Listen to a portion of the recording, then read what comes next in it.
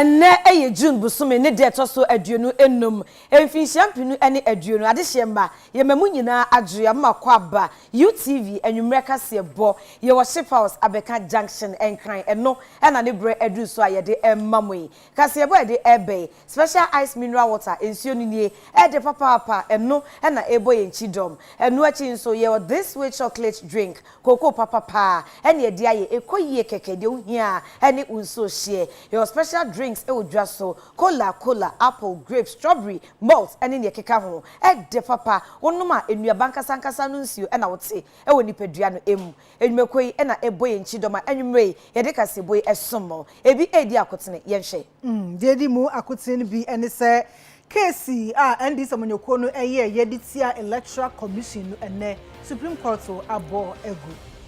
say de waje atum sese ye wo obi ne birth and death registration amana enye mantam bio mansin ba bia ya wono no ye betumi aye ede amano omei process sakini enafi police management board no enne wonum ene amanyoko makomako edu ennan ewo omemu no emu anamsifo ehia atoato adwen ede afa enema pii ho COVID-19 cases for 460 and a Ghana yasan enya enti cases nya kodu 15,472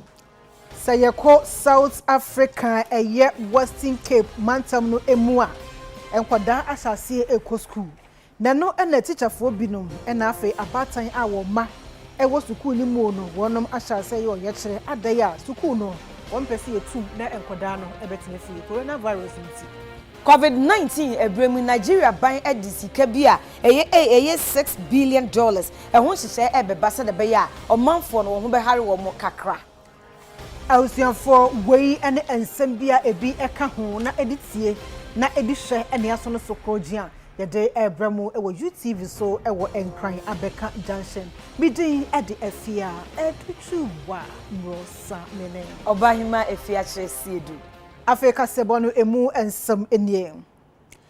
Efree Ebra Electoral Commission editu justice say die eyade a new voter register abato di ntwengma foforo ebeba ne no ene ebegyina so na afi aba no yede atuo no amanyoko dodo no a amu opposition wo mo sitwia kai wonom empene dodo no na kyese wo ye hu dede ma ankrankra birim krampo nso ede wo mo support ebeta akire enam so ama semi eye ndi samanyoko no etamye ede ko Supreme Court na Supreme Court atena so mekowi ase no wabo asem no ede agu ene empanyimfo enso 7-member panel ena wonom etena asemi so na opanya na odi animu Chief Justice Kwasi Eniniebo a wona hwe ma yetutu bibia ne kowi ase wonom ede to dwase voter ID card no eno de wonom agye atum se enka nkrata documenta e wo so bi ede kire me enwu so Ghana ni ansane amanokwan amode ne ho ahye ye new voter register no emu na no achi no so manfo beka ya sansense me boboba no ekuo mienu eye opposition amanyoko NDC na afi ankrankra Mark Tachi Banson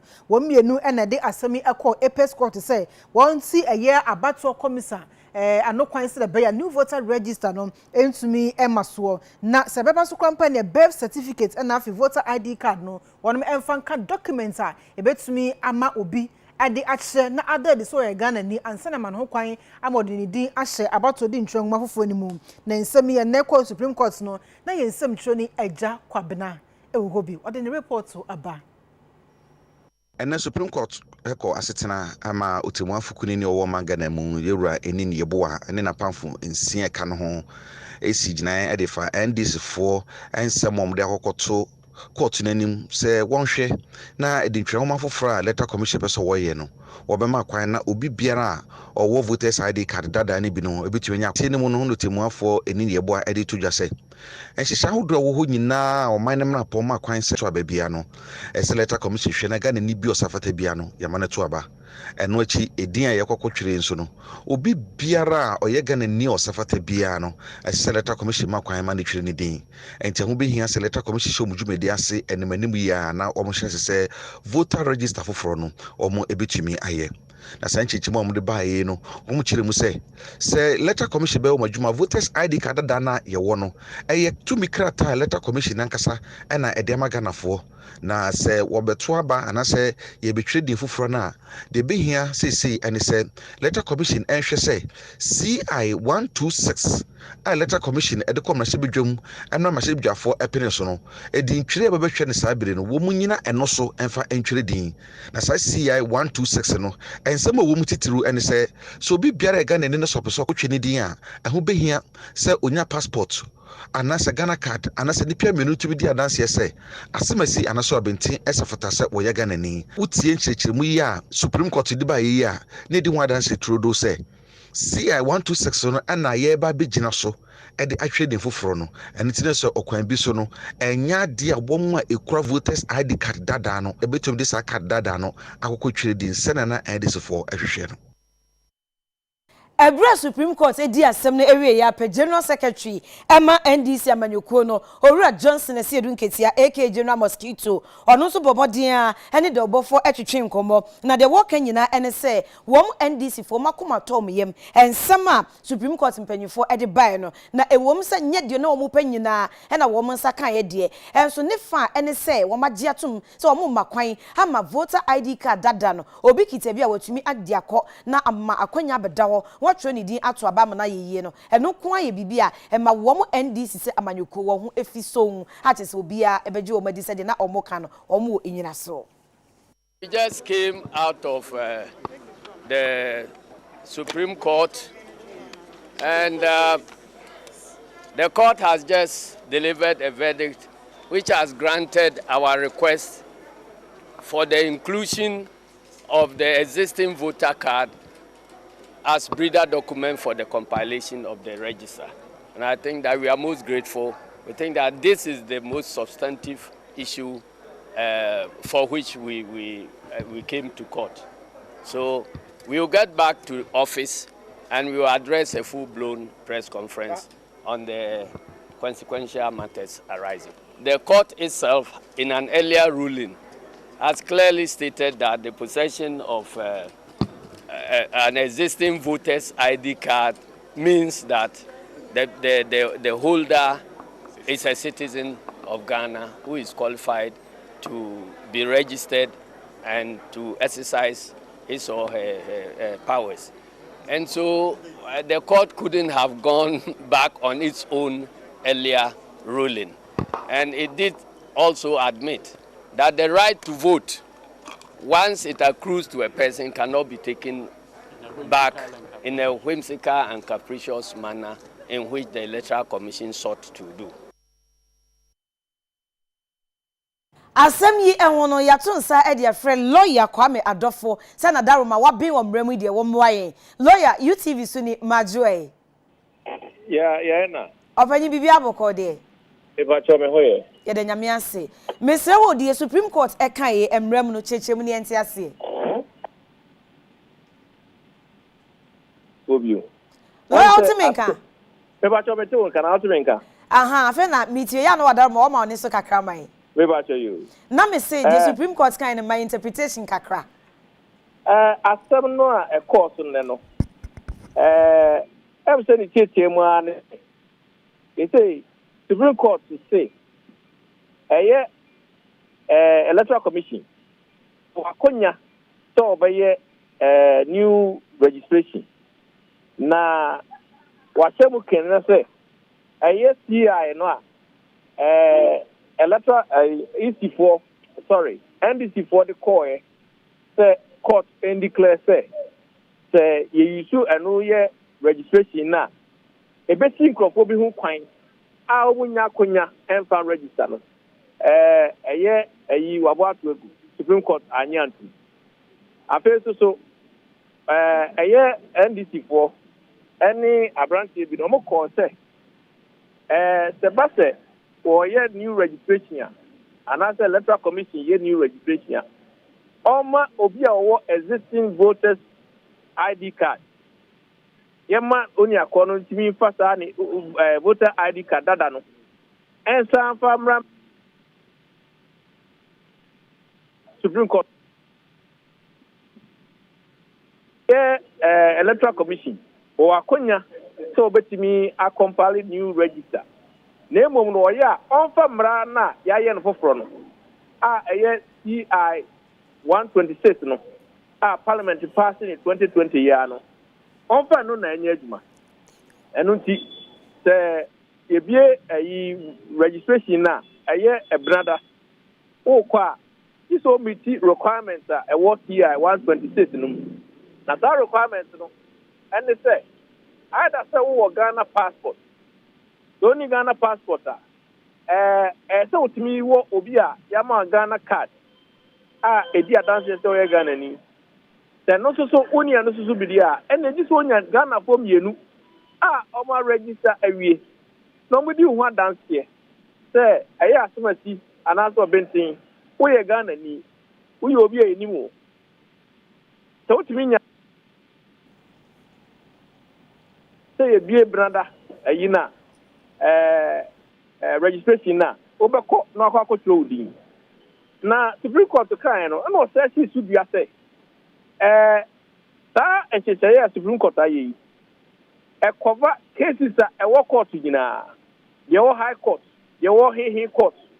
if Supreme Court ba fom nyina e cover nyina enti o di court ma all court na e wo assembly aba na se efa electoral commission ni sa registration ho asema munni sa assembly Supreme Court ya kan so na se empo se Afai no obi di beba kra na oni akonu ni akonya se obeba no aba keta mansu because the Supreme Court ya kan wi dem say assembly ketia de say obe say road na e clear if it Tuesday I 30th no Electoral Commission is the BBS in Hong so because no new registration. James said that the course no.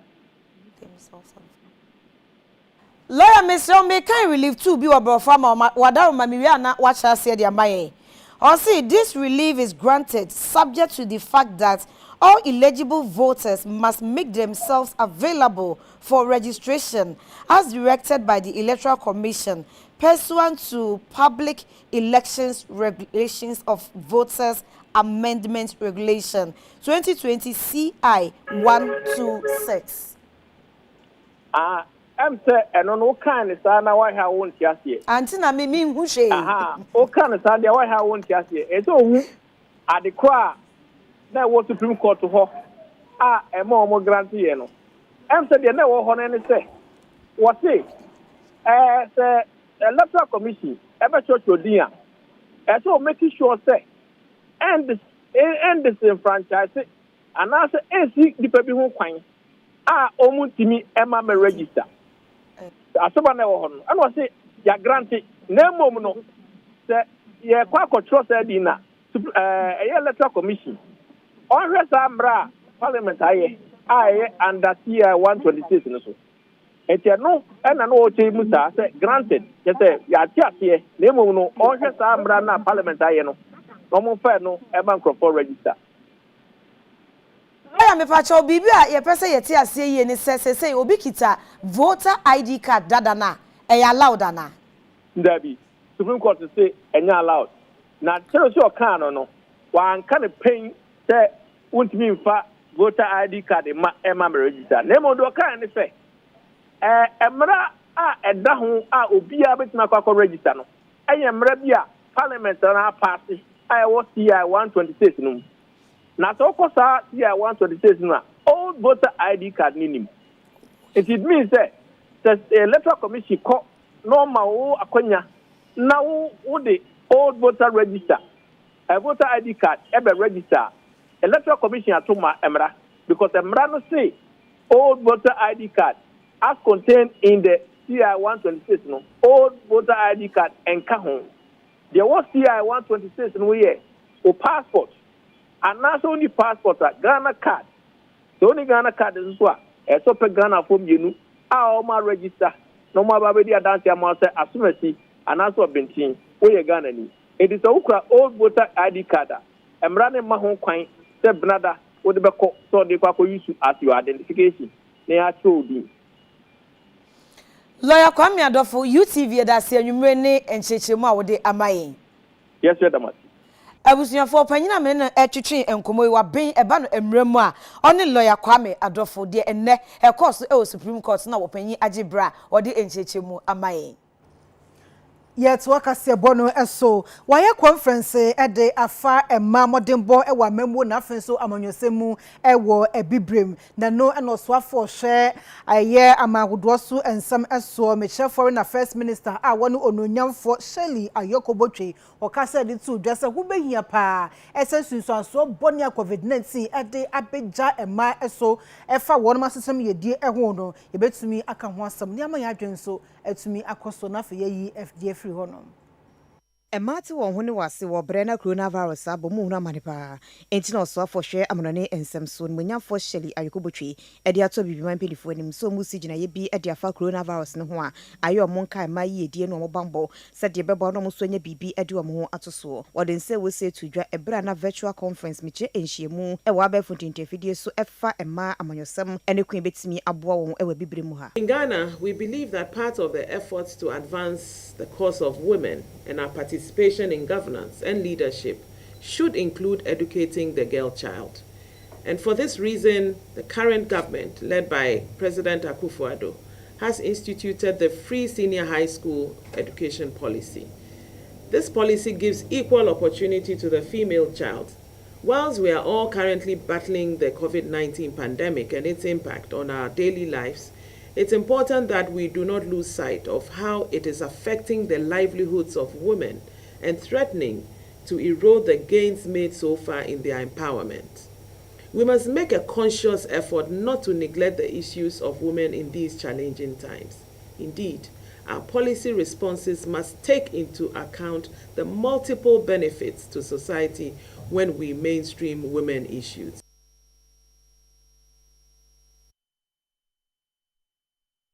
Enkani de na ye nimni sese ye wo obi a na ye be birth and death registration ama na ejisi ye ba mantam emo na chese regional levels ana na ye digdwuma etisei ene mpanyufo agi atum se ba bi e be wo obi bia mensin bia mo no obetumi akọ na birth and death registration waye edi ama no.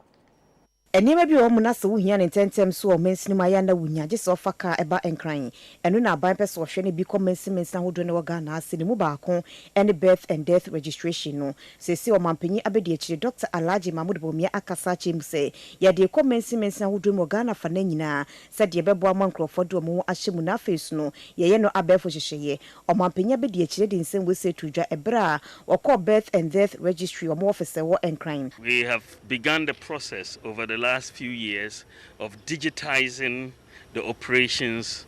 of the births and deaths registry. And so far, they are moving all of the data that they have manually, the paper data, into electronic form. So far, we've done almost 80%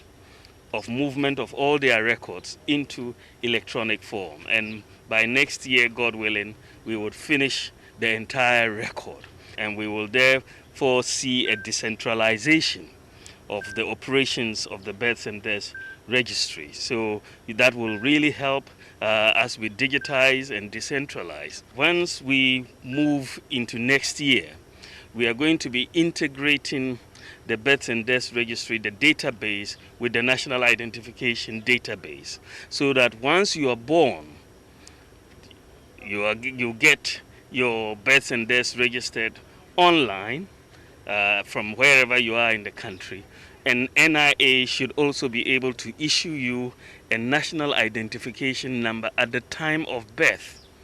So you will not have your card then, but a few years later you'll have it. But your national ID number, your births and deaths register will also flow through to your SNIT, to your NHIA and all of that. But we believe that the digitization process that has started, when completed next year, will really enhance the efficiency of the operations and enhance the authenticity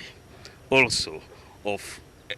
the documentation that we produce through the national ID process, the births and deaths process, and so on. Ena Reverend Asari Adu, our opinion, Pabi de Chile, a Emma birth and death registry, no, a dear Omampenia be the Chile form office, Nimu in Kratz, free 1912 Grandpo de Chileno. I was on 4 years work as a bono as soon as Santa Mone Beto, just up Modin Sofa, one on Yan for Kweku, Ajma menu. wonya COVID-19 ya de ne bi emenam so ne ho fa no kra a kyese woda ya sabia ne ade na no anama ne boso afa woni ononyamfo kojo ponkroma wakasa ho amemu no wasini pise nyame adom oda ho na oyare na omuma manuro kama no sese ne ho atono ama de ani kakra mpo ni se omusa ye ne test etoso mienu no negative na kyese se de ne ho tono aba ne sa a enchempo obesha asie aye n'adwuma na no achi na okasa fa asoafo nkaya wo monso eja wo moyare no mo ya sabia no mo ya test akodo na COVID-19 test no kampo eka ho no na no sei na kwadwo oponkroma eka kosiye. We are informed the minister responsible for health has had his negative test since his supportive treatment and expects to get back to work shortly. I'm sure that will be some good news. In addition to all the 10,000 and something, it will be some good news that comes there. Ministers of State issued statements confirming that they have been detained at the University of Ghana Medical Center on precautionary basis. They have run a number of tests, including tests for COVID-19, and they will do well to share the outcomes with the people of Ghana.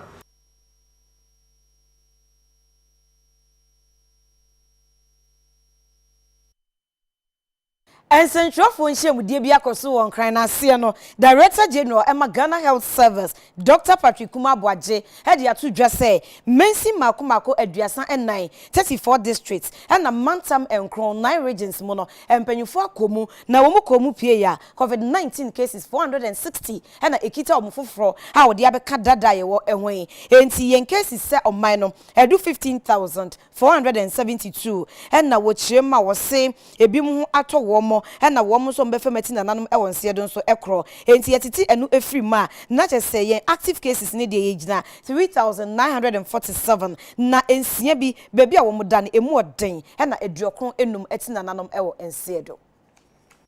Positive. Out of this, 9,146 has come from enhanced contact tracing, which is either for now we are looking more at risk screening. Among others, that is also leading to some of the institutional data we are getting, and then some of the testing of contacts. 6,327 has also come from general surveillance. That is for those who present with symptoms that suggest that they may be positive. Of this 15,000, 11,433 have recovered and are home or at their workplaces. Currently, we have about 22 people who are severe, 6 are critical. We recorded 95 deaths, and so the total number of active cases, which I keep saying the most important number, the people that we need to deal with, those who are sick, those who are waiting, who are either asymptomatic and at home and waiting to recover, stands at 3,947 cases. We had a total new cases of 460, and out of that 34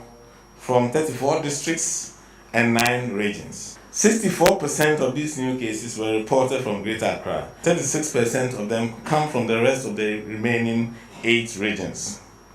Greater Accra alone recorded 293 new cases from 16 districts, most of them from institutions. 45 from Eastern region in 4 districts. Western recorded 44 new cases from 4 districts. Ashanti 42, Northern 18, Bono East had 12 cases, and then the remaining regions, OT, Western or Bono, recorded less than 5 cases, all from 1 district. Ausanfo ne kam se no nsiampa mu kase boy efi UTV so ewo enkran abeka junction na yeto so omai post sakne ononyamfo James Oponbuanu woni police management board no ene wonum ahia amanyoko makomako edunan ewo omemu emu empanyufo ene emu anamusifo womatoato adwen ede afa eye bamba ho efi sabre ya ekopim se beto aba abato nimu ena afenso abato na chi bamba wo setumi eji adwapa etena so eno chino eno sanso ehye manfo nyina bosa prosify crowd se wo mai bambode wo besom twetwe na afi wakura mu den aboa ama bibia etumi akosue e wo memu a wo sa Ghana fonso omufam de e de tai Ghana bambo echi. As a result, some acts of lawlessness, such as snatching of ballot boxes, intimidation of voters, attacking voters or electoral officials, let me assure you that we will be ready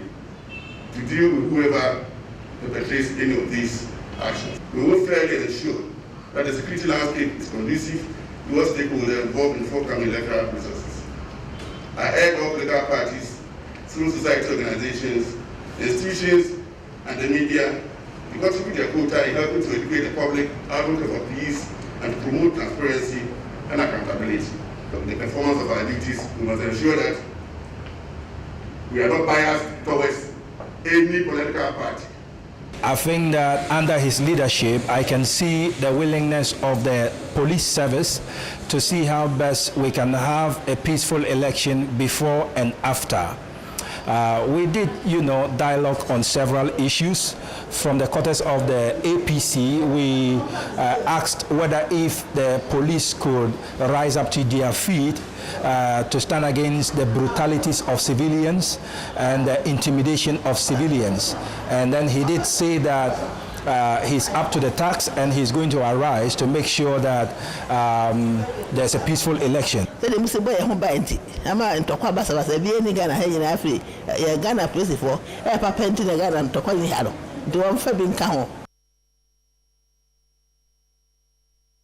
Edwedi suafo Alan Kwadwo Chematen he de adesadia atu miru anum enim se enye obi a pese obenya COVID-19 enti ebia odwumani bi enya bia ma wonfa kwanya ne so enyini ma so apam na free adwuma no emo eno so etikoda wo si enwumayefo a wo edida factories ano any shopping malls na free retail centers no won share na wonfa COVID bamba won hihye no enye adwuma.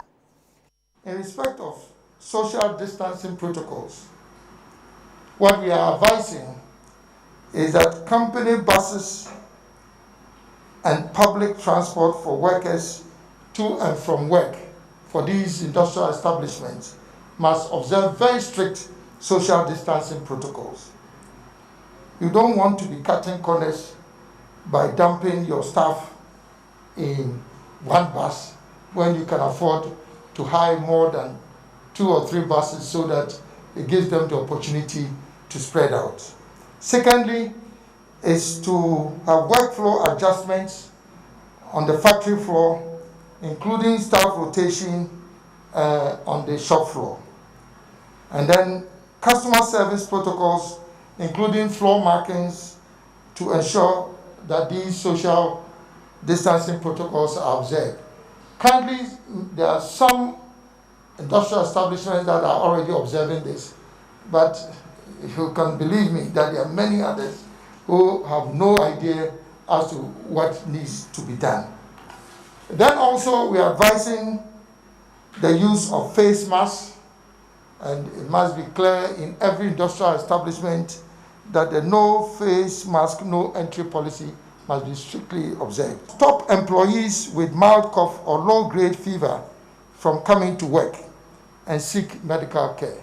Employers must engage the services of experts to provide psychological and emotional support for those who are infected and also for their families. And then employers must also ensure that the workplace confidentiality for employees is strictly observed. You don't want to destabilize your own organization because one person has become infected. Awusianfo baabi a yeduro ye twe ho aba ne ba dia ka bia no ye de beto aso ye kwa basisia.